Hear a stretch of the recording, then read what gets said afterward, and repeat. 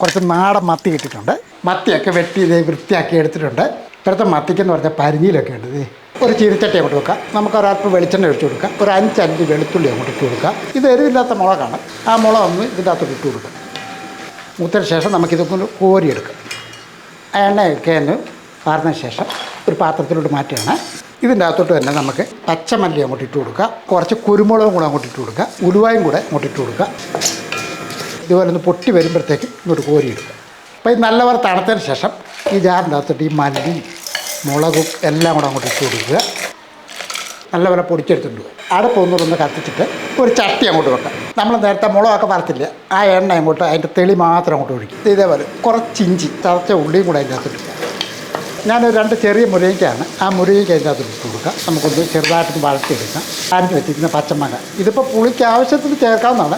മാങ്ങാങ്ങ ഇട്ടൊന്ന് ഇളക്കിയതിന് ശേഷം നമുക്ക് ഒരല്പം മഞ്ഞൾപ്പൊടി, ഇനി നമുക്ക് കുറച്ച് വെള്ളം കൂടെ ഒഴിച്ചു. കാരണം ഇത് വെള്ളം അധികം വേണ്ട, എന്നാൽ ആ മുരിങ്ങയ്ക്ക ഒന്ന് വേകുകയും ചെയ്യണം. ആവശ്യത്തിന് ഉപ്പുപൊടിയൊക്കെ ഇട്ട് നമ്മളൊന്ന് ഇളക്കിയതിന് ശേഷം ഒന്ന് അടച്ചു വെക്കുകയാണ്. ഈ മുരിങ്ങയ്ക്ക വേകാനായിട്ട് ഒരു 3/4 ഭാഗമെങ്കിലും ഒന്ന് വേകണം. ഈ പൊടിച്ച് വെച്ചിരിക്കുന്ന ഈ ഐറ്റമൊക്കെ അങ്ങോട്ട് ഇട്ട് കൊടുക്കും. ഒരല്പം വെള്ളം കൂടെ ഒഴിച്ചിട്ട് ഈ ജാറിൻ്റെ അകത്ത് ഇത് നമുക്ക് റെഡിയാക്കി വെച്ചിരിക്കുന്ന ഈ മത്തി എല്ലാം കൂടെ പിറക്കി ഇതിൻ്റെ അകത്തിട്ടിടാം. ഈ പെരഞ്ഞിലൂടെ ഇതിൻ്റെ അകത്തോട്ടങ്ങ് ഇടുക എന്നുള്ളൂ. മത്തി മുരിങ്ങയ്ക്കായി മാങ്ങായി എല്ലാം കൂടി ഇട്ട് നല്ലപോലെ ഇളക്കി കരിയാപ്പലയൊക്കെ ഇട്ടതിന് ശേഷം ഇനി ഒന്ന് അടച്ചു ഇങ്ങനെ കറക്കി ഒരല്പസമയം കൂടെ അടുപ്പത്തിരിക്കട്ടെ. കാര്യം മത്തി ഒന്നുകൂടെ ഒന്ന് വേകട്ടെ. അപ്പോൾ നല്ല കൊതിപ്പിക്കുന്ന രീതിയിൽ നാടൻ മത്തിക്കറി നല്ല മാങ്ങയൊക്കെ ഇട്ട് മുരിങ്ങയ്ക്കൊക്കെ ഇട്ട് നല്ല സൂപ്പറാക്കി നമ്മൾ ചെയ്തിട്ടുണ്ട്.